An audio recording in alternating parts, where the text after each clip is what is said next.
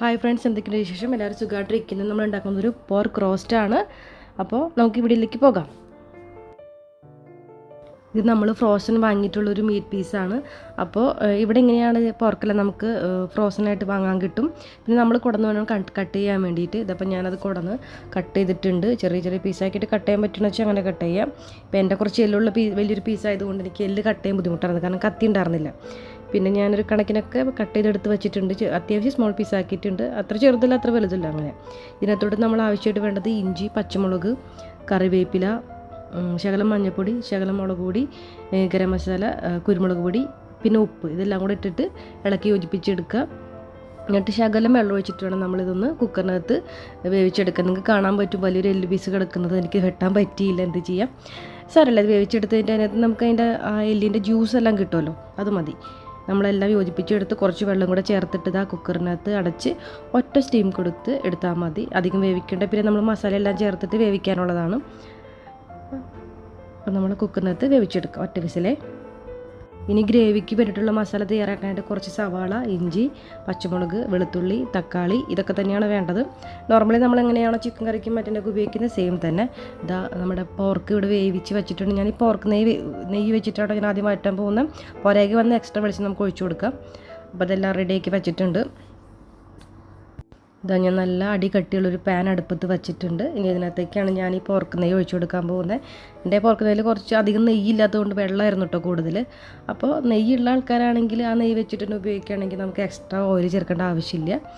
അല്ലാത്തവരാണെങ്കിൽ extra oil ചേർത്തുള്ളൂ, കാരണം എനിക്കിവിടെ oil ചേർക്കേണ്ടി വന്നു. എൻ്റെ നെയ്ക്കകത്ത് വെള്ളം മാത്രമാണ് ഉണ്ടായിരുന്നത്. നെയ്യ് കുറച്ച് വളരെ കുറവുണ്ടായിരുന്നുള്ളൂ, അതുകൊണ്ടാണേ.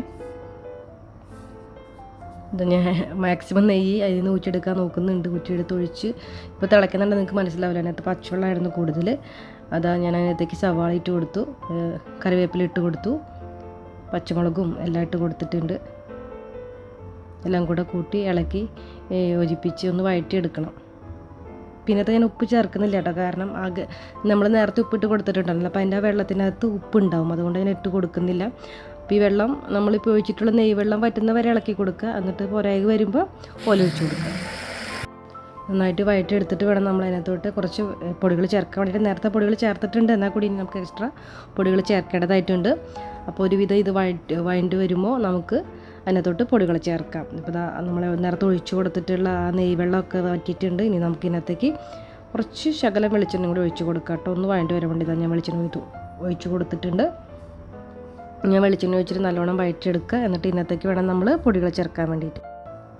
വെളിച്ചെണ്ണ ഒഴിച്ച് കൊടുത്ത് അടച്ച് വെച്ചിട്ട് വഴറ്റിയെടുക്കുക. അതപ്പോൾ ഏകദേശം വഴണ്ട് വന്നിട്ട് നമുക്ക് ഇതിനകത്തോട്ട് ആവശ്യമായിട്ടുള്ള മഞ്ഞൾപ്പൊടി,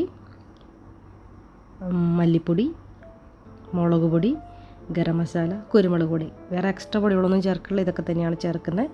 ഈ എല്ലാ പൊടികളും ചേർത്തിട്ട് നന്നായിട്ട് ഇളക്കി യോജിപ്പിച്ചും അതിനെന്താ പച്ചമണം മാറുന്നവരെ ഒന്ന് മൂപ്പിച്ചെടുക്കുക. എന്നിട്ട് വേണം നമ്മൾ ഇതിനകത്തോട്ട് നമ്മുടെ ഇതിട്ട് കൊടുക്കാൻ, വേവിച്ച് വെച്ചിട്ടുള്ള പോർക്ക് ഇട്ട് കൊടുക്കാൻ.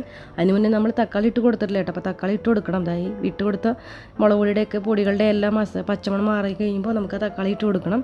തക്കാളി ഇട്ട് കൊടുത്തിട്ട് തക്കാളി ഒന്ന് ശകലം വഴണ്ട് വരുമ്പോൾ വേണം നമ്മൾ നേരത്തെ വേവിച്ച് വെച്ചിട്ടുള്ള നമ്മുടെ പോർക്ക് ഇട്ട് കൊടുക്കാൻ വേണ്ടിയിട്ട്.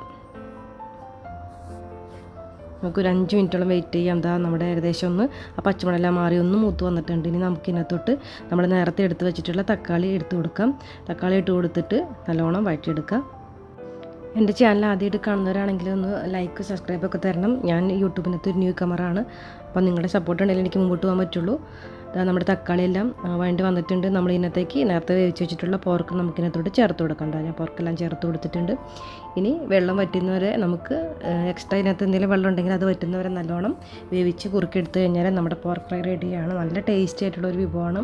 ഇത് നോർമലി കുറേ ആൾക്കാരൊന്നും കഴിക്കില്ല, പക്ഷേ കഴിക്കുന്നവർക്ക് ഉണ്ടാക്കി നോക്കാമല്ലോ. നല്ല ടേസ്റ്റി ആയിട്ടുള്ള സംഭവം തന്നെയാണ്. ഞാനത് ഭയങ്കര വലിയൊരു ഫാൻ അല്ലെങ്കിൽ കൂടിയും എനിക്കിത് ഇഷ്ടമാണ് ഇടയ്ക്കൊക്കെ ഉണ്ടാക്കി കഴിക്കാൻ വേണ്ടിയിട്ട്. നല്ലോണം വേവിച്ച് വഴറ്റിയെടുക്കുക. ഇതിപ്പോൾ വലിയ എല്ല് പീസ് ഉള്ളതുകൊണ്ടാണ് കേട്ടോ കുറച്ച് ഇളക്കാൻ ബുദ്ധിമുട്ട്. നിങ്ങൾ അരിഞ്ഞെടുക്കുമ്പോൾ ചെറുതായിട്ട് അരിഞ്ഞെടുത്താൽ മതി. അപ്പോൾ എനിക്ക് അവിടെ ഒരു പാകപ്പഴം വന്നിട്ടുണ്ട്, എന്നാലും കുഴപ്പമില്ല. നല്ല ടേസ്റ്റി ആയിട്ടുള്ളൊരു വിഭവമായിരുന്നു. അപ്പോൾ എല്ലാവരും ട്രൈ ചെയ്ത് നോക്കണം. എൻ്റെ കൂടെ ചപ്പാത്തിൻ്റെ കൂടെ അപ്പത്തിൻ്റെ കൂടെയൊക്കെ ഉപയോഗിക്കാവുന്ന ഒരു പോർക്ക് റോസ്റ്റാണ് ഇപ്പോൾ ഉണ്ടാക്കിയിട്ടുള്ളത്. അപ്പോൾ എല്ലാവരും ട്രൈ ചെയ്ത് നോക്കണം. കുറച്ചുകൂടെ വെള്ളം ചേർത്താൽ ഗ്രേവി ഉണ്ടാവും, അങ്ങനെ വേണമെങ്കിലും ഉപയോഗിക്കാം കേട്ടോ.